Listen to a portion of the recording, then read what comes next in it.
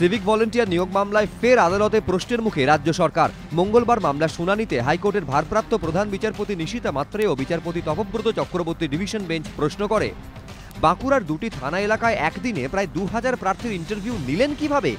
1,30,000 civic volunteer নিয়োগের জন্য এত তাড়াহুড়ো কিসের?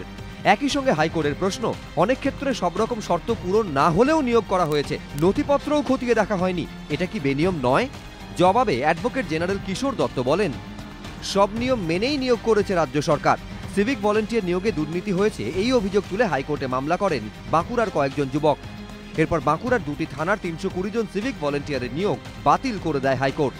পাশাপাশি বাকি সব থানার সিভিক ভলেন্টিয়ারদের নিয়োগ 31শে ডিসেম্বরের পর বাতিল করে দেওয়ার নির্দেশ দেয় আদালত। পরে সেই মেয়াদ আরও 15 দিন বাড়ানো হয়। আদালতের নির্দেশকে চ্যালেঞ্জ করে মামলা করেন কয়েকজন সিভিক ভলেন্টিয়ার। সরকারের তরফেও একটি মামলা করা হয়।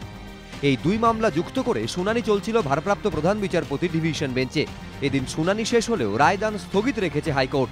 সৌভিক মজুমদার, এবিপি আনন্দ, কলকাতা।